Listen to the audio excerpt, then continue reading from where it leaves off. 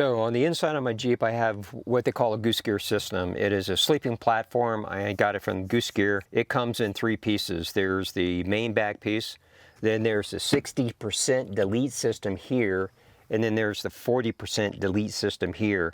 So when you combine it all, basically you're taking out your rear passenger seats, and it works really good when you're overlanding, and it affords you a lot of opportunity to put different kinds of gear in here and stuff like that. So I've already loaded and know where the Dometic freezer is going to be located. So this is the footprint, and it's going to stay here. Now I have to consider where I'm going to put my other gear, and in that considerations that I have to make, they have in this Goose Gear system, they have these little doors that come off, and underneath are compartments. And this compartment is right here, but there's a little opening right here underneath that goes over to that area. And then the same thing here, I have a door, and then on the wheel well here in the Jeep, there's an opening also. It's about this, you know, that large of an opening. So you can actually put very long pieces of equipment and gear from this side to that side underneath. So I have, for instance, my high-low jack is right here, and instead of putting it up top, which I don't have that much available space, or putting it in the back and laying it, I actually put it down here. It works great. I had to take the base of the high-low jack off. The distribution of the weight is great because it's in the center of the vehicle, and it runs basically from side to side, and if you go from front to back of the Jeep, basically it's center mass of the Jeep. So that's why I have my high-low jack there.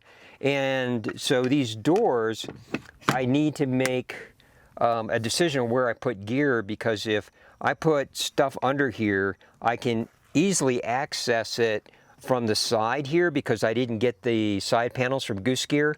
But this door right here, the one that I'm removing, there's only like a tiny little bit of space, like this much, and because of this contour slope in the Jeep edge, there's a very little opening here to get stuff out. So I put basically small stuff under here like tape or a brush or stuff like that, that I can easily access.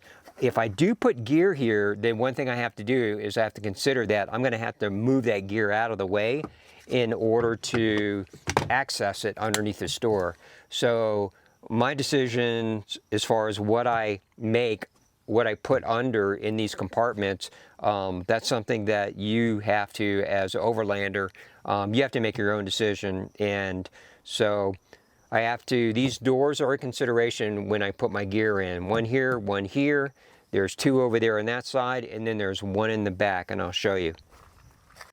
As shown previously in the other video, I have my Dometic freezer fridge installed and loaded on the left-hand side or on the driver's side in the rear.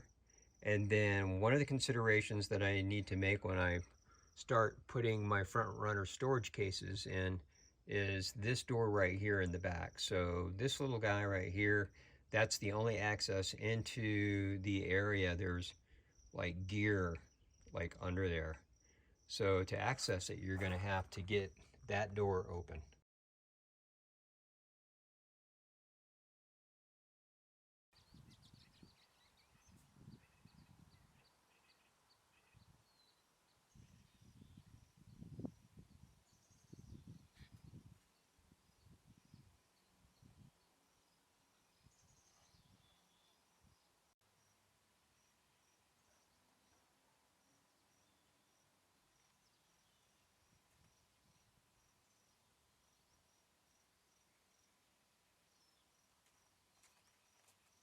So other things that you need to be thinking about is the stuff that goes in each one of these front runner or your cases that you carry along with you.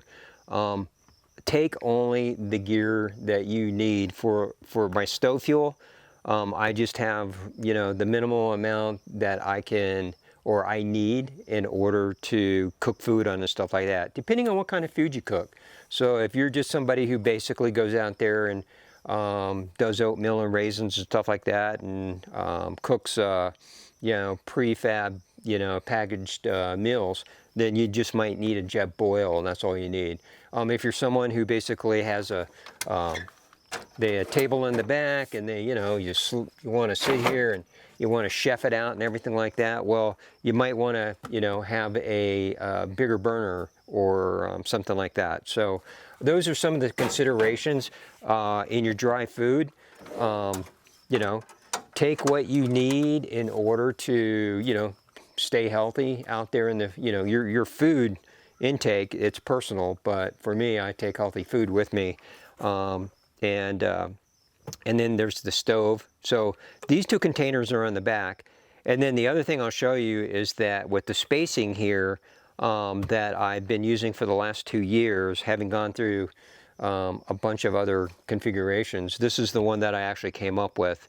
And then I have my Lifesaver jerry can that I put in the back here, and I'll show you that right now. So here it is, the Lifesaver jerry can, a 4.9 gallon water container, and I put that right back here, even though I have a, with the rear door here, the front runner table here that I mounted myself on the back end here. Even if I close the door here, with that sitting right there, it doesn't even come near, you know, I've got probably 3 inches, like that much space, you know, between the table here and the back of this. So this does not get hit by the table. And then what I do is I have a river strap. I take the river strap, just real quick here. I always use the river strap and put it around the handle, because if you're on a incline or something like that, say you're going up and you get out and you want to access something in the back of your Jeep, you don't want this falling out. So I just jerry rig that strap there.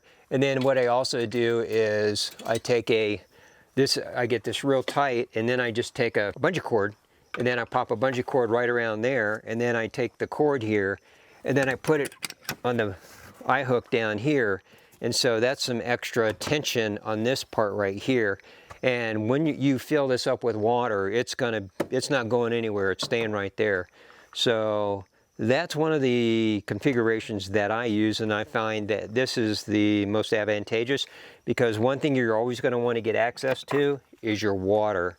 And it's probably one of the first things that you want to like get out and place somewhere when you're finally at your destination. So I've located this at the very back, and then you can put something else right here in this area too. So like for instance, let me show you, I put a little water, an extra water can right there.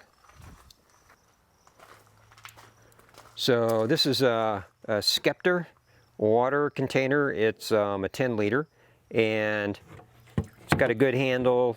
And so also considering the balance of weight, so I have 4.9 gallons here, and then I have water in here. So keeping, you know, weight over here, distribution of weight with the freezer, and then keeping my gear light, but the necessary items I need inside these containers.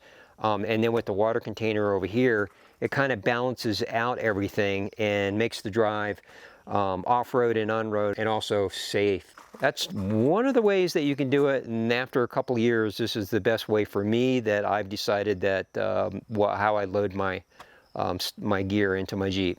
Another possible configuration is you can take 2 storage containers and stack them one on top of the other, and then what I've done is I have 1, 2, 3 columns. So you have 2, 4, 6 containers, and then you have some space right here where you can put something right here. You can put something over here on the left-hand side. The one thing is, if you stack them this high, and then if you put a mattress and say a sleeping bag, then you can still get back here. I'm 5'5", and you know, I don't take a lot of space up, of course. So it's easy for me to crawl back here, and I put my head back there, my feet up here, and I sleep totally comfortable. But for somebody that's taller, I don't know if that's going to be doable. Something that you'll have to work out. Again, the other configuration is you just take one row of 4 containers, and then you can actually move your chair on the passenger side forward, and that might afford you some more length so you can sleep back here if you're a taller individual. Here is one formulation that I came up with as far as my gear. You can take 4 front runner cases and you can put them from the back of the Jeep, and you can load them all the way up right behind the passenger seat. And if you wanted to, you could get yourself a mattress, sleeping bag, and you can sleep back here on some of those overlanding trips where it's just pouring down rain, storms, or whatever. If you want to get inside your Jeep and sleep in your Jeep. So that's one configuration. So to show you, this is a Goal Zero 100 Nomad 100 panel, solar panel. And what I do is, this is the canvas side. And what I have done is I've taken some Gorilla Tape right here, because the Goose Gear system is kind of abrasive the way they spray it, the final spray on it. And it will soften up over time, but I took a layer of Gorilla Glue or tape and put tape down here so it doesn't basically roughen up the bottom of these Goal Zero canvases, the material there. So this will slide in here perfectly. As you can see, the one thing you want to make sure if you do something like this is that there is a motor here, a motor fan, that blows the heat off from the Dometic freezer. You want to keep these open. You do not want to block these fans here. There's a fan here, a fan right here, and a fan over here. So just make sure you don't block that. But putting that Goal Zero is perfect, because when I do get to my campsite, I just basically reach in here and I grab the little tab there and pull it, slide it out, and there you go. You got your panel. And it's one of the first things I do too when I arrive also. I mean, there's a lot of things you're gonna do, but if it's sunny outside, and take the opportunity to get this up as quick as possible. That way you can start gathering solar energy for your batteries. So that's one example. So I just wanted to show you here, as you can see, when I slide the solar panel up, it is just like all the way up to here, and there's nothing pressing up against it. You can actually put gear right here and, you know, and kind of push it up a little bit. But when you push the solar panel from the rear all the way up, and when you clear the fans on the freezer, Dometic freezer fridge there, that's where you're going to end up. That's where it's going to end up. So just to give you an example.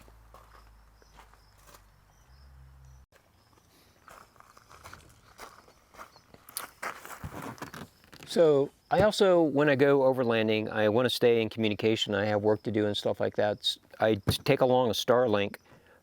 This is the roaming subscription that I have. And I went to Home Depot and bought myself a little container. As you can see, it's a Husky container.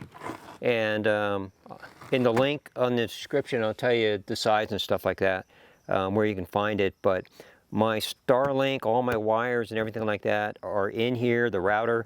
And then I have a Goal Zero 500X that I use to power it up. It works great. I actually have 2 500s, and they work fantastic. I've tried the Goal Zero 1000 and the Goal Zero 1500. Just a little bit too much weight inside the Jeep, takes too much room. With the 500 Goal Zeros, I have a lot more ability. I have more ability to actually shuffle things around as far as where I want my source, my energy source, is the location. So I go with 2 500s. It works well for me, and I'll show you where I put this in my Jeep. So I have the Starlink sitting in the driver's side, and I put it pretty much in a situation like this this location where I can put something very long across here that goes from the driver's to the passenger side. And then I can put something right here. And then because this is square and flat, this is a really good base so that you can take and you can stack stuff up on top of this. This is a pretty good hard plastic, so you can take some North Face bags and put some North Face bag gear, you know, up on this. So again, as I showed you before, you could also turn it on its side, and you can, you know, just play with it. So that's one of the best parts about overlanding, and, you know, thinking about things is you're always thinking about it. You're always trying to improve on your situation, and minimal is really good. And taking what you need, don't overdo it, which I've done before. And it's an ongoing learning process. So the Starlink I'll put right here, and I keep, and it's worked out very well.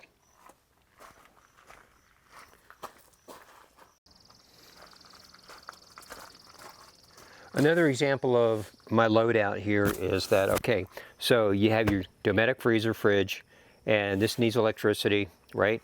So you've got the cord that's hooked primarily, the primary cord to the Dometic, and that can go in the cigarette lighter right here.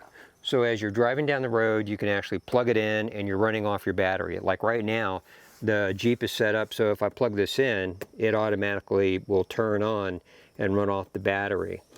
So what I like to do is when I go shopping at a shopping mart to get food and stuff like that, or I'm away from the Jeep doing something, I've got the Goal Zero 500 lithium-ion battery in the back right here. And what I can do is I can take this out of this little container here, I can pop it up here, I put it in the 12-volt side, I turn it on, and then I have juice to my Dometic freezer, and it's running off the Goal Zero. So, and it does not take a lot of juice out of this 500 to keep this going, because this will get to temperature and then it'll shut off. There is a, if you happen to take the main plug here and leave it connected to your Jeep, your Dometic freezer has a automatic switch. It's set in the level. You can, and you set it up where it will just stop the drawings, the source from your battery. But I have a 500 lithium Yeti 500X lithium-ion Goal Zero battery here, and I use that when I come to a stop or when I'm at a campsite. And I can actually plug the solar panel into the 500, and I can charge it at the same time I have the 12-volt source going into my Dometic. So when I'm not using it at all, I make sure that I don't damage this. So I take this plug and I will put it up over here behind a strap or something like that, so I don't damage the plug-ins. And then I make sure everything's off on the 500 Goal Zero. I pop it back in the bag. The reason I have a bag here, you don't necessarily have to have a bag, but when you open the back of the Jeep in winter months or when it rains and stuff like that, I have a piece of strip that Mickey Mouse that stops the rain from coming straight down. But if you don't have something to protect from water dripping down, then the water's going to hit your Goal Zero battery. That is bad. You don't want that to happen. So ergo the case, and I make sure that the edges of the case are over. I snug it up, and I have these two river straps that are connected to the external shell of the Dometic. It works great. I still have enough space back here for the fan, for the air to come out. And then when I close my door, there's plenty of space. I mean, even if it's pushed snugged up a little bit, the back door with the table does not even come close to, like, you know, pressuring or putting pressure on this right here. So that works great for me. Now, when I have two Goal Zero batteries, I'll show you what I do with the other one while I'm traveling.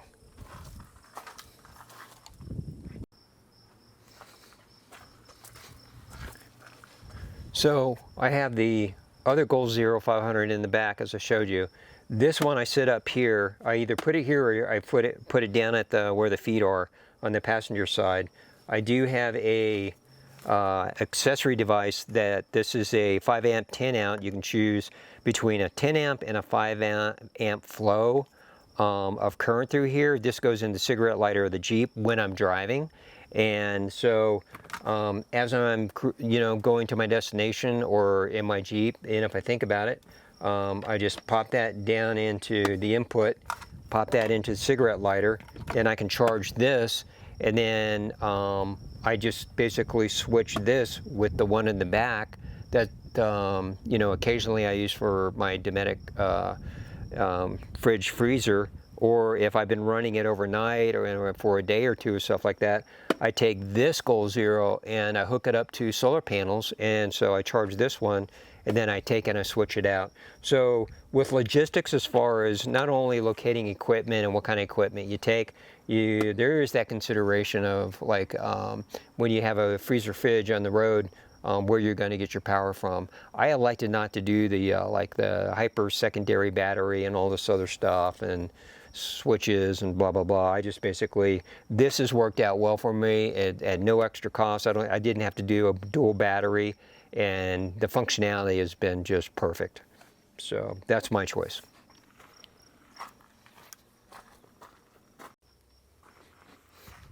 As an example, what I've done here is, so I have the Starlink case here, and then I have a North Face soft pack, waterproof. I have clothes and stuff like that in here. I've got this is a Nomad 50 panel. I have two of these. I could put two on top of here. I have an extra water container right here. And when I go to the gun range, rifle range, precision rifle shooting, you can put your rifle right back here and, just obey the law. And needless to say, but otherwise, yeah. And then you can keep loading in this section right here. There's numerous ways to do it, but as an example. So thanks for coming by and watching the video. I hope you got something out of the video. And everybody has a different configuration depending on who you are, what you do, and how you do things. Are you camping, overlanding? Are you going out for a day or two? Or are you going out for a week? Or are you going out for a month or several months? So those are all factors in your consideration of what you put in your gear boxes and what kind of gear you take and stuff like that. So this video is just an example of how I load out my Jeep. It's a 2020 Rubicon, and it's a 4-door, and it's got a Goose Gear system in it. And with that being said, again, this is just an example. This is what I did, and I'm going to be changing things here and on in the future every time I go out and I learn something new. So get out there, get your adventure going, and like and subscribe, and please come back. And thank you for watching. Appreciate it.